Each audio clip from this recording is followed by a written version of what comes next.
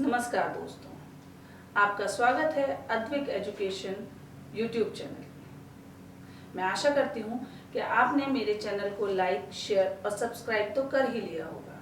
अगर नहीं किया है तो प्लीज़ जल्दी कर लें और बेल आइकन को प्रेस करना बिल्कुल भी ना भूलें, ताकि हमारे चैनल से जुड़ी हुई नोटिफिकेशन आप तक जल्द से जल्द पहुँच सकें। तो आइए देखते हैं हमारा पहला वीडियो, जो है शब्द और उसके भेद।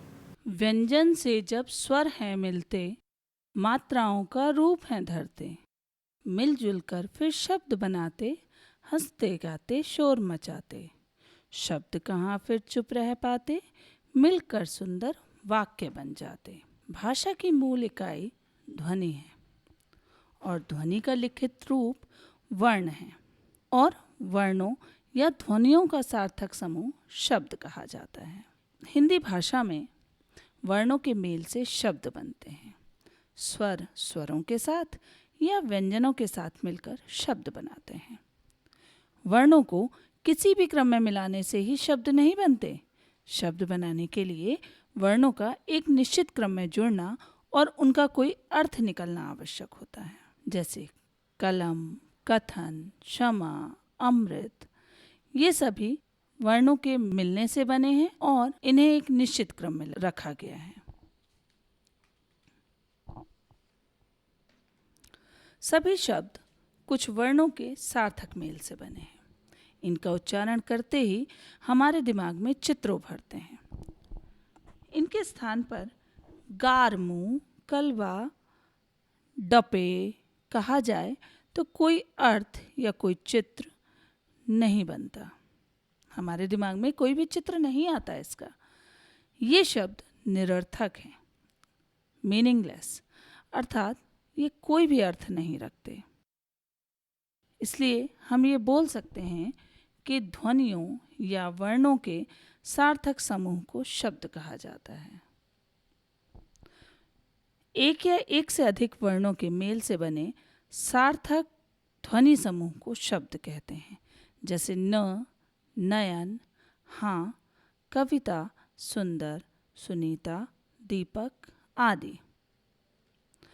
शब्द शब्द स्वतंत्र रूप से प्रयोग किए गए वर्ण अर्थात बिना वाक्य में प्रयोग किए गए शब्द को शब्द कहते हैं। शब्द जब किसी वाक्य में प्रयुक्त होता है तो वह पद कहलाता है।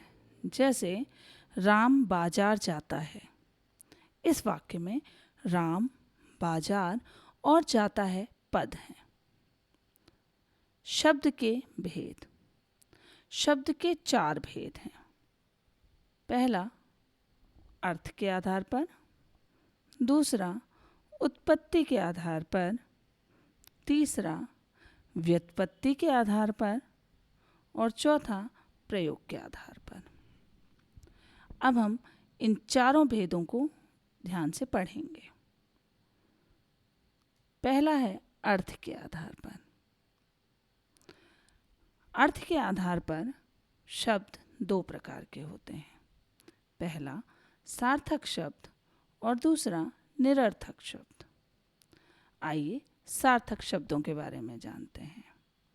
सार्थक शब्द ऐसे शब्द होते हैं जिन शब्दों का कुछ न कुछ अर्थ होता है। स अर्थ मतलब अर्थ सहित, अर्थात जिन शब्दों का कुछ न कुछ अर्थ होता है उन्हें सार्थक शब्द कहा जाता है।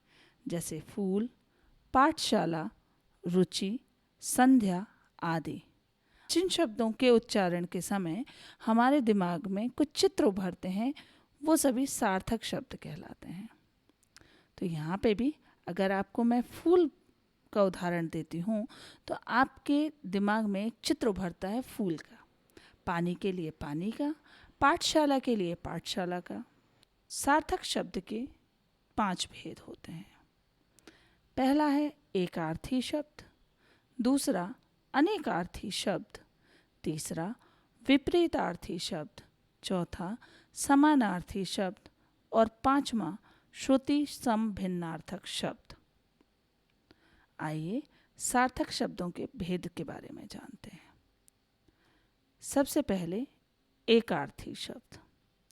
एक अर्थी अर्थात एक अर्थ वाले शब्द।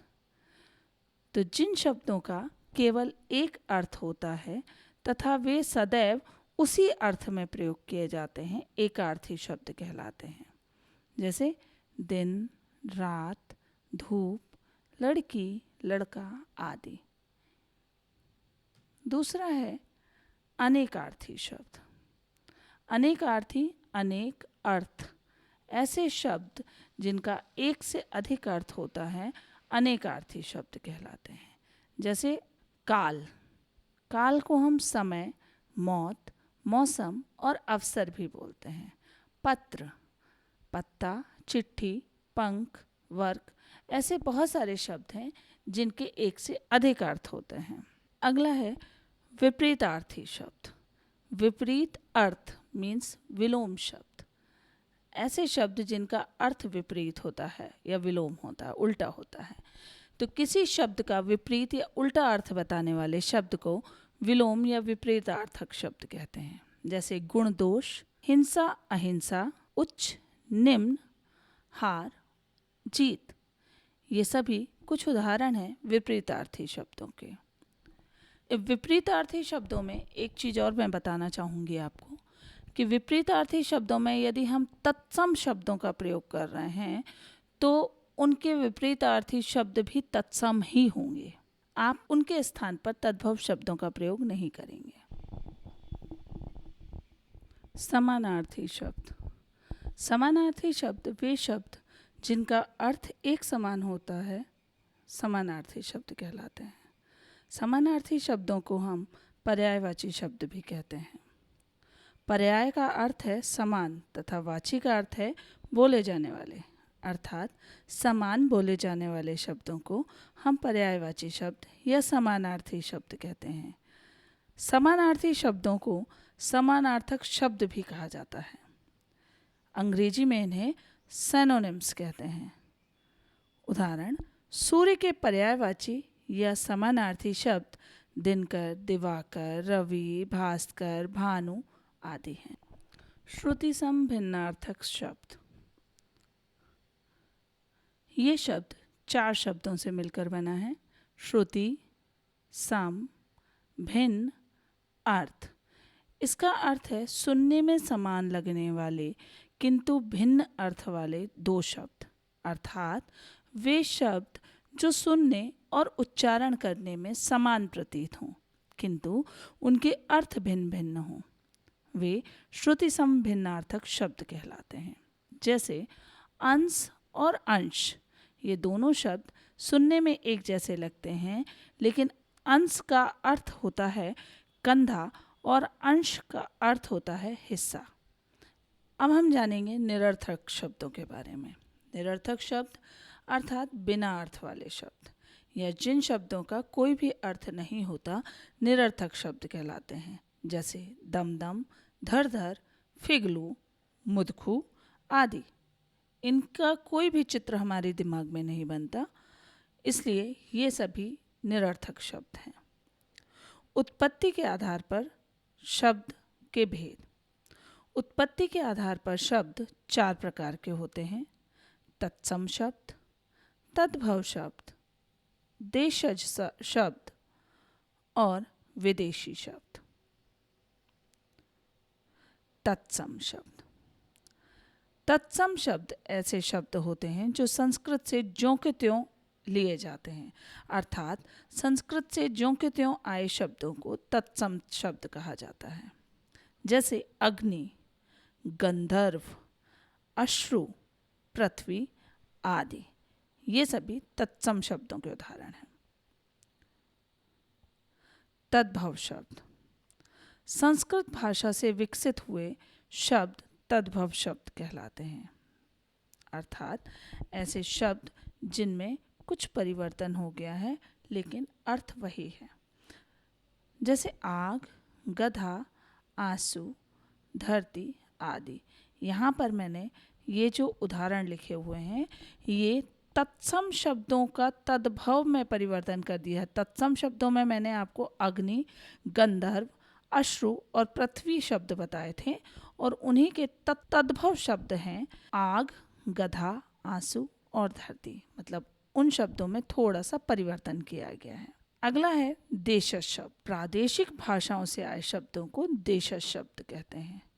देशज शब्द अर्थात देश में ही जन्म लेने वाला शब्द या जन सामान्य की भाषा ही देशज है। जैसे खटिया, लोटा, लाठी, पगड़ी आदि, ये सभी देशज शब्द हैं।